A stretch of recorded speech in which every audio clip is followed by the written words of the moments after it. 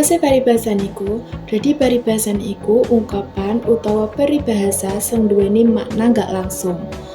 Biasane dienggo gawe ngeki nasihat, sindiran, utawa nggambarno suatu keadaan karo cara sing alus. Berikut pira-pira contoh teko paribasan. Sing pertama yaiku alon-alon waton kelakon, sing artine alon-alon sing penting iso kelakon. Terus contoh nomor loro yaiku Suradira Jayaningrat, lebur dening pangastuti, sing artine kekerasan kuwi kalah karo kebaikan.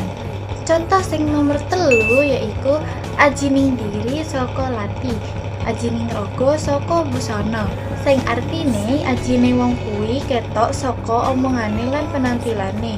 Terus contoh nomor 4 yaiku Piting tresno jalaran saka kulino, sing artine tresno kuwi iso muncul merga wis biasa.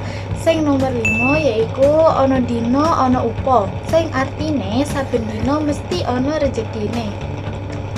Ciri-ciri paribasan niku enek 5. Sing pertama tegese luka, sing keloro ukarae tetep, sing ketelu cekak lan padet, sing kepapat nggambarake kahanan utawa sifat, sing kelima wis umume digunakake ing masyarakat. Teka penjelasane kanca-kancaku mau iso disimpulake paribasan iku ungkapan sing duweni makna ora langsung.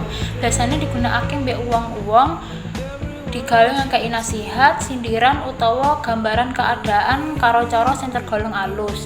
Terus ciri-cirine ku mau ana 5. Seperti apa sing disebutne mbek kancaku? Sing pertama iku tegese luges karo ucapan langsung tapi orang gawe ucapan tersirat. Terus nomor loro ukarane tetep, urutan tembung-tembunge ora iso diubah. Terus nomor telu cendhek lan padet, ungkapane iku cendhek ora dawa tapi tegese iku jero. Terus nomor 4 nggambarake watak menungso. Nah, kene iki isine biasane nggambarake watak menungso utawa nggambarake tumindakake menungso. Terus sing nomor 5 iku umum digawe karo masyarakat sekitar. Terus mari ngono sing terakhir iku contoh-contohe. Teko kancaku mau aku njukuk contoh telu. Sing siji alon-alon watan kelakon. Sing nomor loro ana dina ana upa. Terus sing nomor telu iku ajining dirine awak dhewe ku ana ning lati.